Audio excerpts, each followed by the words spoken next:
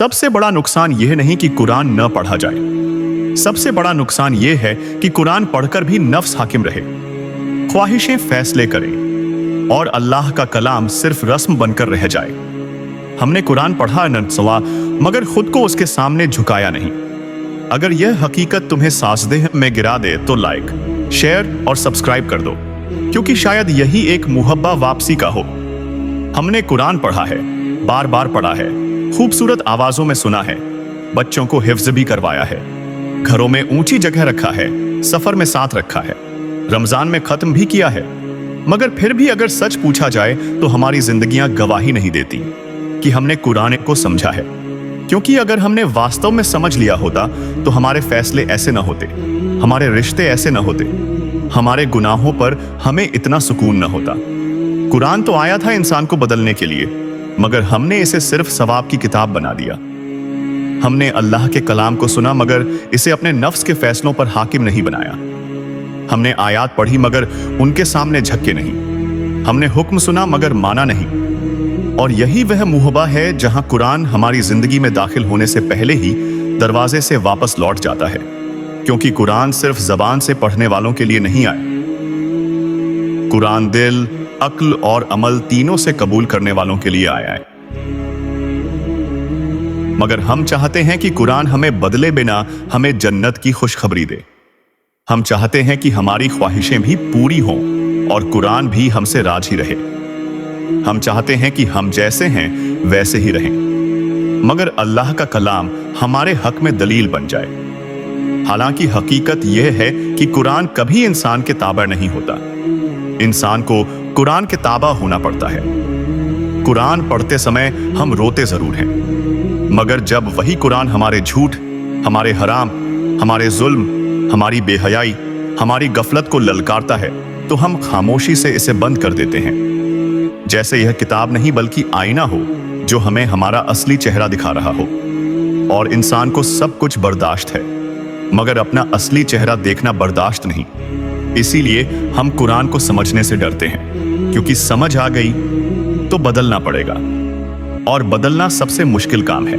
कुरान कहता है सच बोलो मगर हमारा मुनाफा झूठ में है। कुरान कहता है निगाह नीची रखो मगर हमारी ख्वाहिशें आजाद हैं। कुरान कहता है माफ करो मगर हमारा नफ्स बदला चाहता है। कुरान कहता है अल्लाह पर भरोसा करो मगर हमें अपने हिसाब ज्यादा मजबूत लगते हैं। तो हम वो विनय तो हम क्या करते हैं? हम वो आयात याद रखते हैं जो हमें तसल्ली दें, और वो आयात भूल जाते हैं जो हमें जगाएं। हम कुरान को अपने हक में इस्तेमाल करना चाहते हैं, उसके सामने सर झुकाना नहीं चाहते। हालांकि कुरान का हर शब्द सवाल है और हर सवाल जवाब मांगता है, और वह जवाब जबान से नहीं जिंदगी से दिया जाता है। कुरान क़यामत के दिन यह नहीं पूछेगा कि तुमने कितनी तिलावत की, वह पूछेगा कि तुमने मेरी कितनी मानी। वह यह नहीं पूछेगा कि तुमने कितनी आयात याद की, वह पूछेगा कि तुमने इन आयात के मुताबिक खुद को कितना बदला। और यह सवाल उस दिन होगा जब जबानें बंद होंगी, जब दलीलें खत्म हो जाएंगी, जब इंसान सिर्फ अपने अमल के साथ खड़ा होगा। और सबसे ज्यादा शर्मिंदा वो लोग होंगे जिनके घरों में कुरान था मगर किरदार में नहीं था, जिनकी आवाज में कुरान था अधय मगर कारोबार में नहीं था, जिनके मोबाइल में कुरान था असिखा मगर मामले में नहीं था। और शायद सबसे बड़ा दर्द यह होगा कि हम यह सब जानते हुए भी आज खामोश बैठे हैं, यह सोचकर कि अभी समय है, कल बदल जाएंगे। हालांकि कुरान बार बार यही कहता है कि दिल पर मुहर एक दिन में नहीं लगती, यह हर उस लम्हे लगती है जब हक सामने आकर भी टाल दिया जाए। और फिर एक समय आता है जब इंसान कुरान पढ़ता है मगर दिल हिलता ही नहीं, आंखें सुनती हैं मगर रूह जागती ही नहीं। और यही सबसे खतरनाक मकाम है, क्योंकि जिस दिन कुरान इंसान को न हिलाए उस दिन इंसान का हिलना मुश्किल हो जाता है। मगर फिर भी अल्लाह की रहमत यह है कि जब तक सांस है वापसी का दरवाजा बंद नहीं होता। कुरान आज भी हमें नहीं झड़ता बल्कि बुलाता है। वह आज भी यही कहता है कि आओ, अपने बोझ मेरे सामने रख दो, अपनी गलतियां मान लो, अपनी जिद छोड़ दो, मैं तुम्हें बदलने आया हूं, मिटाने नहीं।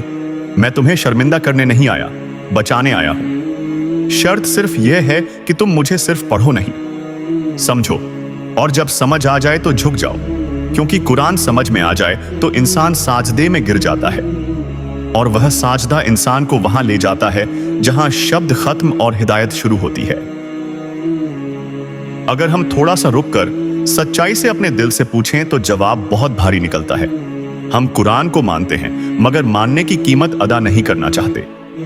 हम चाहते हैं कि कुरान हमें जन्नत का रास्ता दिखा दे, मगर हम खुद उस रास्ते पर चलने से कतराते हैं। हम चाहते हैं कि कुरान हमें तसल्ली दे, मगर हमें बेचैन न करे। हालांकि कुरान तो आया ही इसलिए था कि इंसान को उसकी नींद से जगा दे, उसकी गफलत तोड़ दे, उसके बनाए हुए झूठे सहारे छीन ले और उसे अल्लाह के दर पर खड़ा कर दे। इसीलिए हजरत मोहम्मद सल्लल्लाहु अलैहि वसल्लम ने फरमाया, अल कुरान हुज्जतुन लका औ अलैका, यानी कुरान या तो तुम्हारे हक में दलील बनेगा या तुम्हारे खिलाफ। और यह हदीस सिर्फ क़यामत के दिन के लिए नहीं पाई, ये जो बात है आज के दिन के लिए भी है, क्योंकि हर वह लम्हा जब हम कुरान को जानकर भी नजरअंदाज करते हैं, वह लम्हा हमारे खिलाफ गवाही बन जाता है। और हर वह लम्हा जब हम अपनी ख्वाहिश को कुरान पर कुर्बान कर देते हैं, वह लम्हा हमारे हक में लिख दिया जाता है। मगर मसला यह है कि हमने कुरान को पढ़ने का समय तो निकाल लिया, उसके लिए रुकने का समय नहीं निकाला। हमने तिलावत को आदत बना लिया, मगर तदब्बुर को मुश्किल समझ लिया। हमने आवाज को खूबसूरत किया, मगर अमल को नहीं।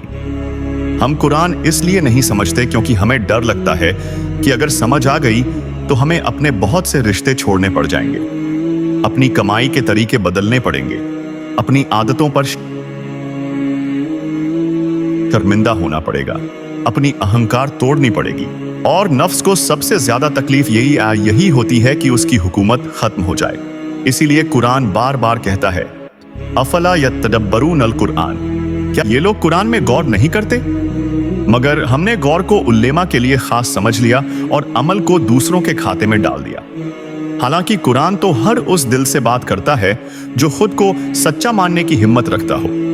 हजरत सल्लल्लाहु अलैहि वसल्लम कुरान पढ़ते तो सिर्फ आवाज नहीं बदलती थी, जिंदगी बदलती थी, फैसले बदलते थे, मामले बदलते थे। सहाबा रजी अल्लाहु अन्हु एक एक आयत सीखते और उस पर अमल किए बिना आगे न बढ़ते, क्योंकि वे जानते थे कि कुरान जानकारी नहीं, जिम्मेदारी है। और आज हमारा हाल यह है कि हम पूरी सूरत पढ़ लेते हैं, मगर अपनी एक गलत आदत छोड़ने पर तैयार नहीं होते। हम चाहते हैं कि कुरान हमें बदल दे, मगर हम कुरान के सामने झुकने को अपनी तौहीन समझते हैं। हालांकि असली इज्जत वही है जो कुरान के आगे झुकने से मिलती है। और फिर एक वक्त आता है जब इंसान कुरान पढ़ता है मगर उसे बोझ महसूस होता है, नमाज पढ़ता है मगर दिल हाजिर नहीं होता, दुआ मांगता है मगर यकीन नहीं होता, और वह नहीं समझ पाता कि यह सब इसलिए हो रहा है क्योंकि कुरान दिल के दरवाजे पर दस्तक देता रहा और हमने दरवाजा नहीं खोला। फिर भी अल्लाह की रहमत यह है कि कुरान हमसे नाराज होकर भी हमें छोड़ता नहीं। वह आज भी हमें पुकार रहा से फने पाले है। वह आज भी यही कह रहा है कि अगर तुम थक गए हो तो मेरे पास आ जाओ, अगर तुम बिखर गए हो तो मेरे सहारे खड़े हो जाओ, अगर तुम शर्मिंदा हो तो मेरे सामने झुक जाओ, क्योंकि कुरान शर्मिंदा करने नहीं संवारने आया है। और अब इस लम्हे, इसी वक्त अगर हमारा दिल थोड़ा सा भी कांप रहा है, अगर आंखों में नमी आ रही है, तो यह इस बात की अलामत है कि कुरान ने हमें अभी पूरी तरह से नहीं छोड़ा। और यही वह लम्हा है जहां हमें हाथ उठाकर अल्लाह से कहना चाहिए, या अल्लाह, हम मानते हैं कि हमने तेरे कलाम के साथ इंसाफ नहीं किया। हमने पढ़ा मगर समझने की कोशिश नहीं की, हमने जाना मगर मानने से डरते रहे। या अल्लाह, हमारे दिलों से कुरान के डर को नहीं, कुरान के खिलाफ डर को निकाल दे। या अल्लाह, कुरान को हमारे लिए हमारे नफ्स के खिलाफ दलील बना दे, हमारे हक में नहीं तो कम से कम हमारे खिलाफ न बना। या अल्लाह, हमारे सीनों को कुरान की रोशनी से भर दे, हमारी आंखों को उसकी आयतों से रुला दे, हमारे कदमों को उसके हुक्मों पर जमा दे। या अल्लाह, हमें उन लोगों में शामिल न करना जिनके बारे में हजरत सल्लल्लाहु अलैहि वसल्लम क़यामत के दिन शिकायत करेंगे कि मेरी कौम ने कुरान को छोड़ दिया था। या अल्लाह, हमें कुरान पढ़ने वाला नहीं, कुरान जीने वाला बना दे। हमें वह दिल अता कर दे जो तेरे कलाम के सामने झुक जाए, और हमें इस हाल में दुनिया से न उठाना कि कुरान हमारे खिलाफ गवाह हो, बल्कि या अल्लाह हमें इस हाल में उठाना कि कुरान हमें थाम कर कहे, ए अल्लाह, यह तेरा बंदा था, उसने मुझे समझने की कोशिश की, या अल्लाह इसे माफ फरमा दे। आमीन या रब्बुल आलमीन।